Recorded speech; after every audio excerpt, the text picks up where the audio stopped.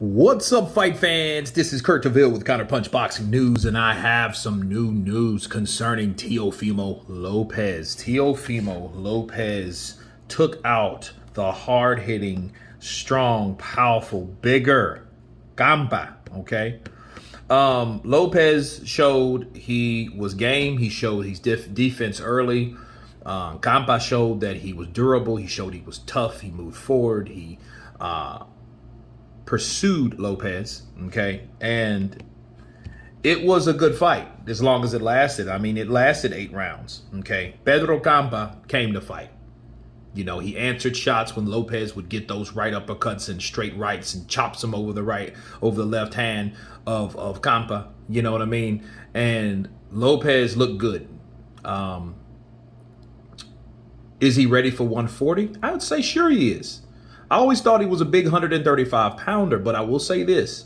The punches that he was catching Campa with, okay, those are the kind of punches that he'll get a lightweight out quick. But it shows you size matters. Oh, yeah, size matters, because if you're looking at Campa, the punches he took, yeah, he was getting busted up close to the 6th round or whatnot, okay? He went down in the 7th, I believe. Or no, it was the 8th. And he almost took him down, I think, in the 4th when he caught him with the right hand, and the right hand pushed him the direction that the right hand was, you know, leading him to.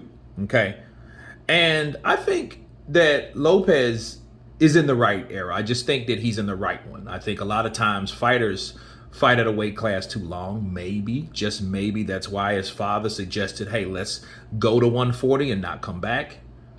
You know, you did hear them say, you know what, we stayed at 135 too long.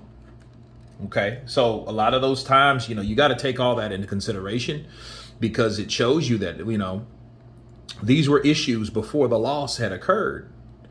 And he looked good, man. I liked it, and I'm glad that it was Campa. I'm glad that it was somebody durable. I'm glad it wasn't someone that didn't give Teo the rounds that he needed, you know, to get the rust off.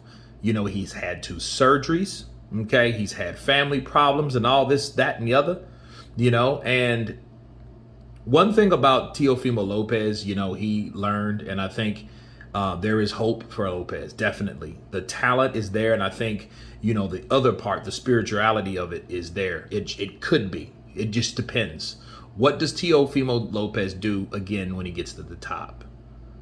You know, does he act like he did at 135, or does he, you know, prevail and could persist to be that guy that wants to take on all comers? Okay.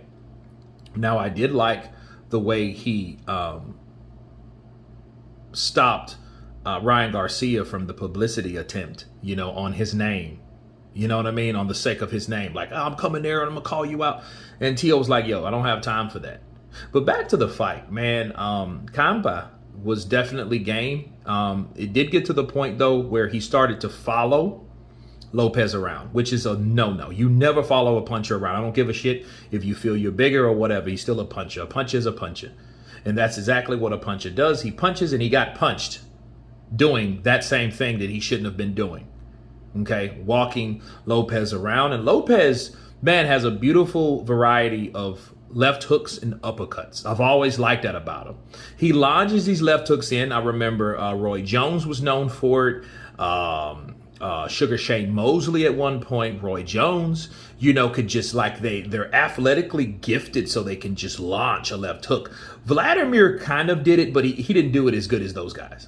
Okay, so I don't think I could call him in that, because it was more spontaneous. They jump at you and they chop with it, and it catches you because, you know, they've already aimed and timed it, you know, and they use their gifts, you know, their athletic gifts to chop with left hooks. Okay, so Campa took all he's gonna take. I think that the fight was stopped well. I think it was a good stoppage, because Lopez was gonna eventually just beat him down. He's already dropped him. He hit him with a left hook. He hurt him again.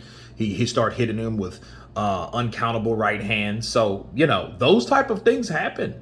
Those things happen, and then it was stopped. But it sounds good. The only question is now for Teofimo, where does he go from here? You know, you have a lot of guys that he could fight, and I would love to see him fight all of them.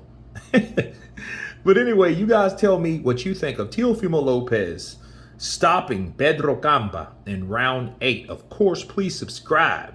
And you guys been Counterpunched. Peace.